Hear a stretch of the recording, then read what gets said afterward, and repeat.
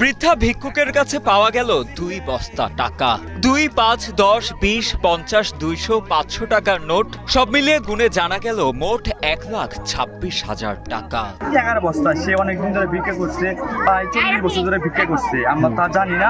তো আইসা দেখি মায়ের টাকাগুলো পয়সা গেছে গা, আবার দেখি টাকা। বিগত 40 বছর খেয়ে না খেয়ে চিকিৎসা না করিয়ে তিলে তিলে এই 2 বস্তা টাকা জমিয়েছিলেন তিনি। তবে বস্তায় রাখার ফলে নষ্ট হয়ে গেছে বেশ কিছু টাকা। সিকিউরিটির কাছে চাবি ছিল, ওনাকে সাথে করে নিয়ে ওনার সামনেই আমরা ওর যে মানে থাকার যে জায়গাটা সেখানে খুঁজতে যে এই টাকাগুলো আমরা পাই। 3 বস্তা টাকা না, 2 বস্তা, প্রায় 2 বস্তায় আর কি, একটা বড় একটা ছোট।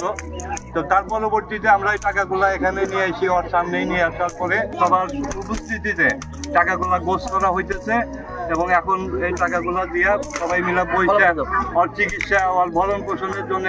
ওর মেয়ে আছে, ওর ভাই আছে, বোন আছে।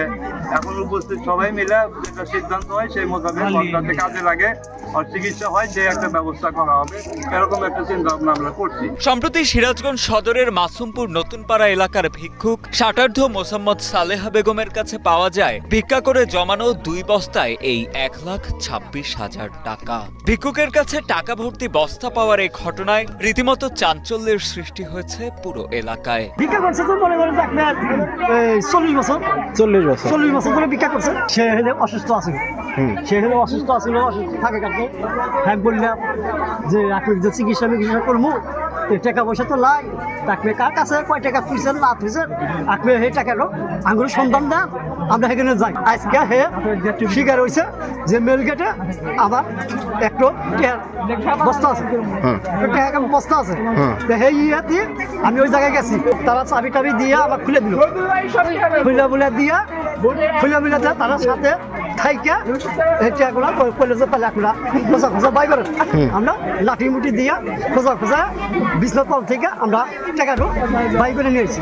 বাই করে নিয়ে এসে এই জায়গায় উপস্থিত করছি। স্থানীয়রা জানান প্রায় 4 দশক ধরে ভিক্ষাবৃত্তি করে আসছেন সালেহা বেগম। তার একমাত্র মেয়ে স্বামীর সাথে পার্শ্ববর্তী পশ্চিমপাড়া এলাকায় থাকলেও সালেহা বেগমের থাকার কোনো জায়গা ছিল না। তাই সিরাজগঞ্জ কওমি জুট মিলের বারান্দায় একাই থাকতেন তিনি। নিজের প্রয়োজন বা চিকিৎসার জন্য কখনো তাকে খরচ করতে দেখেননি বলে জানান স্থানীয়রা। দীর্ঘদিন নানা অসুস্থতায় ভুগেও চিকিৎসা না করানোর ফলে সম্প্রতি শয্যাশায়ী হয়ে পড়েন সালেহা বেগম। পরবর্তীতে এলাকার লোকজন তার শুশ্রূষা করতে গেলে তার থাকার জায়গায় স্তূপের মাঝে পান টাকা ভর্তি 2টি বস্তা। গণনা শেষে ভিক্ষালব্ধ সেই অর্থ বৃদ্ধার চিকিৎসার কাজে ব্যবহারের সিদ্ধান্ত